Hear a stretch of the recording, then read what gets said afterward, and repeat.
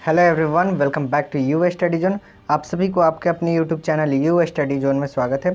तो जैसा कि आपको पता है कि हमारा क्रांतिकारी बैच अर्थात ऑब्जेक्टिव का महासंग्राम सीरीज स्टार्ट होने वाला था 20 अक्टूबर से। तो आज हमारा ये 20 अक्टूबर का अर्थात 1000 प्लस जो हमारा महासंग्राम सीरीज चलने वाला था ऑब्जेक्टिव का, उस सीरीज का आज फर्स्ट क्लास है। और इस क्लास में हम लोग 15 ऑब्जेक्टिव क्वेश्चन को देखेंगे। ठीक है, ये 15 ऑब्जेक्टिव क्वेश्चन आपके हिस्ट्री से लिए गए हैं। ठीक है, हिस्ट्री पोर्शन से हैं। ठीक है, और ये सारे जितने इस सीरीज़ में वो ये जो आपको 1000 प्लस क्वेश्चन दिख रहा है, इसमें जितने आपको क्वेश्चन मिलेंगे वो सारे आपके बोर्ड एग्जामिनेशन के लिए बहुत इंपॉर्टेंट हैं। ठीक है, इसलिए कोई भी मतलब इसमें का क्वेश्चन आप लोग छोड़िएगा मत, सबको याद कर लीजिएगा। ठीक है, चलिए तो इसको शुरू करते हैं इस सीरीज को और जानते हैं आज के 15 अति महत्वपूर्ण क्रांतिकारी प्रश्न जिनकी बोर्ड एग्जाम में आने की संभावनाएं अधिक है क्लास 10th के बोर्ड एग्जामिनेशन में। ठीक है, तो देखो फर्स्ट क्वेश्चन हमारा क्या है। फर्स्ट क्वेश्चन है हमारा इस सीरीज का कि जर्मन राइन राज्य का निर्माण किसने किया था। मतलब जो जर्मन राइन राज्य था उसका स्थापना या निर्माण किसने किया था। तो इसका ऑप्शन नंबर 1 है कि लुई 18वां ने, ऑप्शन नंबर बी है नेपोलियन बोनापार्ट, ऑप्शन सी है नेपोलियन तृतीय और ऑप्शन नंबर डी है बिस्मार्क ने। इसका आंसर आप हमें लाइव चैट में नीचे दीजिए और कुछ सेकंड बाद आपको हम इसका आंसर राइट आंसर बताएंगे। ठीक है, तो इसका राइट आंसर क्या हो जाएगा, जर्मन राइन राज्य का स्थापना किसने किया था। तो इसका स्थापना किया था किसने, नेपोलियन बोनापार्ट ने जर्मन राइन राज्य का स्थापना किया था। ठीक है, इसका राइट आंसर हो जाएगा नेपोलियन बोनापार्ट। ठीक है, तो इसका स्क्रीनशॉट ले लीजिए आप लेना चाहे तो, या फिर कॉपी में लिख लीजिए। ये जो पीडीएफ है आपको नीचे डिस्क्रिप्शन में मिल जाएगा, वहाँ से आप लिंक पर क्लिक करके डाउनलोड कर सकते हैं। देखिए अभी आपके पास मात्र 3 से 4 महीने हैं। जितना समय आपको बर्बाद करना था आप ऑलरेडी बर्बाद कर चुके हो।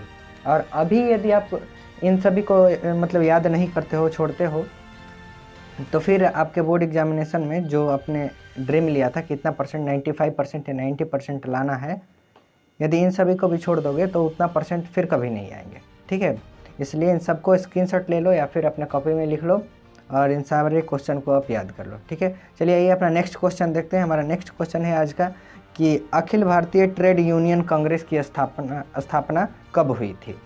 अर्थात जो हमारा कांग्रेस है यानी अखिल भारतीय ट्रेड यूनियन कांग्रेस, इसकी स्थापना कब हुई थी।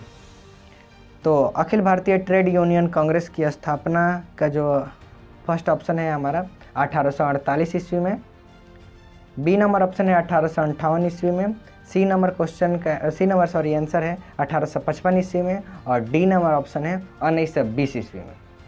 इसका राइट आंसर आप हमें नीचे दीजिए चैट बॉक्स में। ओके, तो इसका राइट आंसर जो होगा वो होगा ऑप्शन नंबर डी, अर्थात 1920 ईस्वी में अखिल भारतीय ट्रेड यूनियन कांग्रेस के स्थापना हुआ था।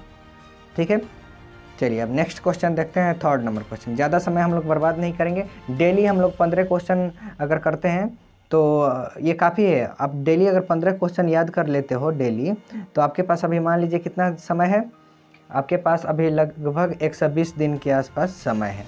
तब आप मल्टीप्लाई करके देख लो, 120 में आप 1500 कर लो, आपके मतलब 1000 से अधिक आपके क्वेश्चन हो जाएंगे। लेकिन इस सीरीज़ में हम लोग इम्पोर्टेंट जो होगा उसी को करेंगे, इसलिए आप ऑब्जेक्टिव गाइड से याद करते हो, ठीक है, उसको अच्छे से आप याद करो।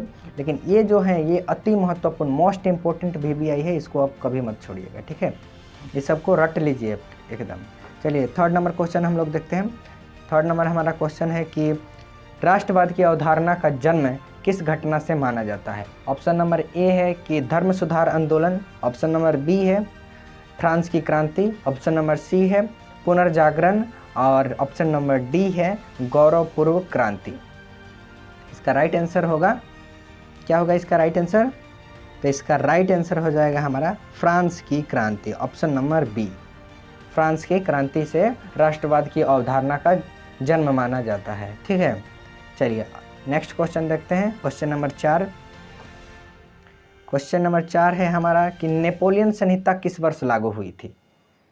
ओके, ऑप्शन नंबर ए है कि 1801 ईस्वी में, ऑप्शन नंबर बी है 1791 ईस्वी में, ऑप्शन नंबर सी है 1789 ईस्वी में और ऑप्शन नंबर डी है 1804 ईस्वी में। तो इसका राइट आंसर क्या होगा? इसका राइट आंसर आप हमें चैट बॉक्स में बताइए। इसका राइट आंसर हो जाएगा ऑप्शन नंबर डी, इसका राइट आंसर हो जाएगा 1804 ईस्वी में। ठीक है, चलिए नेक्स्ट क्वेश्चन देखते हैं अपना कि नेक्स्ट क्वेश्चन क्या है। नेक्स्ट 5 नंबर क्वेश्चन है हमारा इस सीरीज का कि वियना सम्मेलन का अध्यक्ष कौन था। ये तो बहुत ही आसान क्वेश्चन है, आप सभी को आना चाहिए यदि आपने इतिहास पढ़ा है तो वियना सम्मेलन का अध्यक्ष कौन था? ऑप्शन नंबर ए है मेटरनिक, बी है नेपोलियन बोनापार्ट, सी है लुई 18वां और डी है चार्ल्स एडवर्ड। तो इसका राइट आंसर आप जल्दी से हमें कमेंट में बताइए, लाइव चैट में 5 नंबर क्वेश्चन का। तो इस 5 नंबर का राइट आंसर जो होगा वो क्या होगा? राइट आंसर हो जाएगा इसका वियना सम्मेलन का अध्यक्ष कौन था? मेटरनिक था। ठीक है, चलिए इसको आप स्क्रीनशॉट ले लीजिए, कॉपी में लिखना चाहें तो लिख सकते हैं।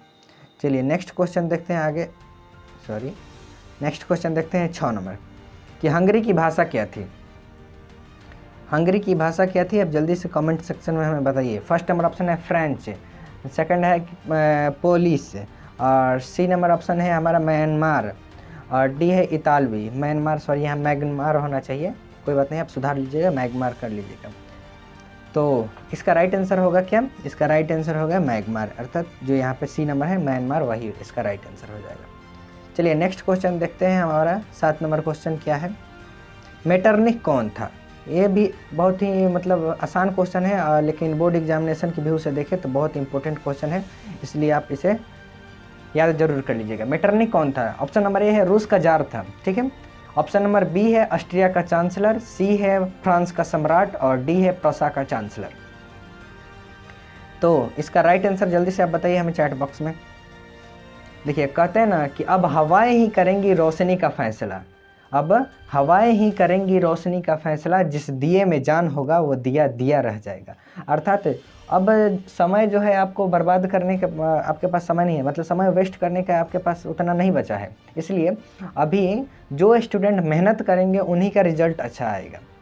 जो अच्छा से मेहनत करेंगे, अच्छा से याद करेंगे, चीज़ों को पढ़ेंगे, समझेंगे, उनका रिजल्ट अच्छा, मतलब जितना उन्होंने सोचा था 95 या 90% उतना आ जाएगा। लेकिन जो अभी करेंगे, मतलब अच्छे से पढ़ाई नहीं करेंगे, दिन के 6 से 8 घंटे जो मैंने बताया था उस वीडियो में, 6 से 8 घंटे दिन का नहीं देंगे, उनका रिजल्ट अच्छा नहीं आएगा। इसलिए ये बात कोटेशन यहाँ पर सेट होता है कि अब हवाएं ही करेंगी रोशनी का फैसला, जिस दिए में जान होगा वो दिया दिया रह जाएगा, अन्यथा जिसमें जान नहीं होगा वो सारे दिए बुझ जाएंगे।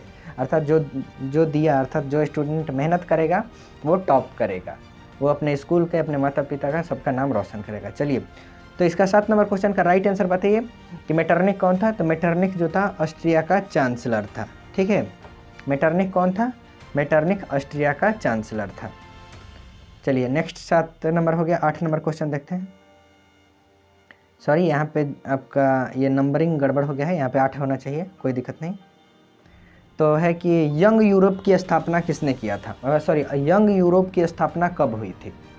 ऑप्शन नंबर ए है 1834, ऑप्शन नंबर बी है 1929, ऑप्शन नंबर सी है 1934, ऑप्शन नंबर डी है 1829। राइट आंसर हमें चैट बॉक्स में आप बताइए। यंग यूरोप की स्थापना कब हुई थी? तो इसका राइट आंसर क्या हो जाएगा? इसका राइट आंसर हो जाएगा 1834 ईस्वी। ऑप्शन नंबर ए इसका राइट आंसर होगा। ठीक है, चलिए नेक्स्ट क्वेश्चन देखते हैं। 7 के बाद 8 नंबर। यंग इटली की स्थापना किसने की थी? ऑप्शन नंबर ए है आपका मेजनी ने, ऑप्शन नंबर बी है बिस्मार्क ने, ऑप्शन नंबर सी है काबुल ने और ऑप्शन नंबर डी है गैरीबाल्डी ने। इसका राइट आंसर आप हमें फटाक से कमेंट में दीजिए नीचे चैट बॉक्स में। 8 नंबर क्वेश्चन का कि यंग इटली की स्थापना किसने किया था? तो इसका जो राइट आंसर होगा वो होगा हमारा ऑप्शन नंबर ए, अर्थात यंग इटली की स्थापना मेजनी ने किया था। ठीक है, चलिए क्वेश्चन नंबर 9 देखते हैं। आज का क्वेश्चन नंबर 9 है कि यूनान के स्वतंत्रता संग्राम में किसकी पराजय हुई थी? ऑप्शन नंबर ए है रूस की, बी है फ्रांस की, सी है यूनान की और डी है तुर्की की। तो जो यूनान के स्वतंत्रता संग्राम हुआ था उसमें कौन सा देश हारा था? आप जल्दी से कमेंट में हमें बताइए 9 नंबर क्वेश्चन का आंसर। ओके, तो 9 नंबर क्वेश्चन का आंसर हमारा क्या हो जाएगा? 9 नंबर क्वेश्चन का आंसर होगा तुर्की। यूनान की स्वतंत्रता संग्राम में तुर्की नामक जो देश था उसकी क्या हुई थी? पराजय हुई थी। तो ऑप्शन नंबर डी इसका सही आंसर होगा। चलिए नेक्स्ट देखते हैं 10 नंबर क्वेश्चन कि सेडेवा के युद्ध में किसकी पराजय हुई थी? अर्थात जो सेडेवा का युद्ध था उसमें कौन सा देश हारा था? ठीक है, ऑप्शन नंबर ए है प्रसा, बी है सर्दिनिया, ऑप्शन नंबर सी है नेपल्स और ऑप्शन नंबर डी है ऑस्ट्रिया। जल्दी से आप बताइए 10 नंबर क्वेश्चन का आंसर कि सेडेवा के युद्ध में कौन सा देश हारा था? तो इसका राइट आंसर जो होगा ऑस्ट्रिया हो जाएगा। ठीक है, ऑप्शन नंबर डी इसका राइट आंसर हो जाएगा। ऑस्ट्रिया जो था वो सेडेवा के युद्ध में हारा था। ठीक है, चलिए 10 नंबर क्वेश्चन देखते हैं। 10 नंबर हमारा क्वेश्चन है कि यूरोपीय सभ्यता का पालना किसे कहा जाता है? ऑप्शन नंबर ए है यूनान, बी है जर्मनी, सी है इटली और डी है ब्रिटेन। तो जो यूरोपीय सभ्यता, जैसे हमारे भारत की सभ्यता है वैसे ही यूरोपियन देशों की एक सभ्यता होती है अलग, तो उन यूरोपीय देशों की सभ्यता का पालना किसे कहा जाता है? आप जल्दी से हमें चैट बॉक्स में बताइए। तो यूरोपीय देशों की पालना किसे बोला जाता है? तो इसका राइट आंसर हो जाएगा यूनान को यूरोपीय देशों का पालना कहा जाता है, अर्थात ऑप्शन नंबर ए इसका सही आंसर हो जाएगा। ऑप्शन नंबर ए इसका सही होगा आंसर, यूनान। ठीक है, चलिए नेक्स्ट क्वेश्चन देखते हैं 12 नंबर। फ्रैंकफर्ट की संधि कब हुई थी? 1863 में, 1864 में, 1871 में और 1872 में। राइट आंसर आप हमें चैट बॉक्स में दीजिए कि फ्रैंकफर्ट की संधि कब हुई थी। ABCD में से आप बताइए कौन सा सही होगा 12 नंबर का आंसर। तो जो फ्रैंकफर्ट की संधि है वो कब हुआ था? फ्रैंकफर्ट की संधि आपका 1871 ईस्वी में हुआ था, अर्थात option number C is the right answer. तो इसका भी आप स्क्रीनशॉट चाहें तो स्क्रीनशॉट ले लीजिए या फिर लिख करके याद कर लीजिए। स्क्रीनशॉट लीजिए या लिखिए, कैसे भी कीजिए, लेकिन ये क्वेश्चन सभी आपको याद होना चाहिए। आपको एक दिन गैप करके या फिर डेली बेसिस पे ये क्लासेस आपके महासंग्राम सीरीज़ का क्लासेस मिलेगा। ठीक है, या इसका आपको जो ये PDF है ये भी आपको नीचे डिस्क्रिप्शन में मिल जाएगा, लेकिन आंसर आपको लिखना होगा क्योंकि उस PDF में आंसर नहीं रहेगा आपको। ठीक है, तो सारी चीज़ों आप याद कर लीजिए कि एक भी चीज़ को छोड़िएगा मत, नहीं तो आपको फिर एग्ज़ाम में आप पछताना पड़ेगा। चलिए नेक्स्ट आइए देखते हैं अपना 13 नंबर क्वेश्चन। 13 नंबर हमारा क्वेश्चन है कि किस युद्ध के बाद इटली का एकीकरण पूरा हुआ? ऑप्शन नंबर ए है सेडेवा के युद्ध में, सेडेवा के युद्ध के बाद मतलब, बी है कि सेडान के युद्ध और सी है क्रीमिया का युद्ध और डी है इनमें से कोई नहीं। तो अब जल्दी से बताइए कि इटली का एकीकरण किस युद्ध के बाद पूरा हुआ? तो 13 नंबर क्वेश्चन का जल्दी से आप लोग चैट बॉक्स में आंसर दीजिए, उसके बाद मैं सही आंसर आपको बताता हूँ। तो 13 नंबर क्वेश्चन का आपका जो राइट आंसर होगा वो क्या होगा? सीडान का युद्ध हो जाएगा। ठीक है, ऑप्शन नंबर बी, सीडान के युद्ध के बाद इटली का एकीकरण क्या हुआ? संभव हुआ। यहाँ सेडान हो गया है लेकिन आप लोग यहाँ पे सीडान कर लीजिएगा। सीडान के युद्ध के बाद इटली का एकीकरण क्या हुआ? पूरा हुआ। चलिए नेक्स्ट क्वेश्चन देखते हैं अपना 14 नंबर। किस संधि द्वारा जर्मनी का एकीकरण पूरा हुआ? ओके, ऑप्शन नंबर ए है हमारा कि फ्रैंकफर्ट की संधि के बाद, ऑप्शन नंबर बी है डेनमार्क की संधि, सी है प्रगा की संधि और डी है इनमें से कोई नहीं। तो आप जल्दी से कमेंट में लाइव चैट में हमें बताइए कि किस संधि के बाद जर्मनी का एकीकरण पूरा हुआ। 14 नंबर क्वेश्चन का आंसर जल्दी से बताइए। तो देखिए जो जर्मनी का एकीकरण था वो किसके बाद पूरा हुआ? वो पूरा हुआ आपका फ्रैंकफर्ट के संधि के बाद, अर्थात option number A is the right answer. Frankfurt के संधि के बाद जर्मनी का एकीकरण पूरा हुआ। ठीक है, नेक्स्ट क्वेश्चन देखते हैं 15 नंबर कि हंगरी की राजधानी कहाँ थी? चलिए नेक्स्ट क्वेश्चन 15 नंबर बहुत ही इंपॉर्टेंट है, इसका आंसर आप लोग जल्दी से कमेंट बॉक्स में दीजिए कि क्या होगा। बुडापेस्ट ए में है, बी में है आपका रोम, सी में है पेरिस और डी में है मॉस्को।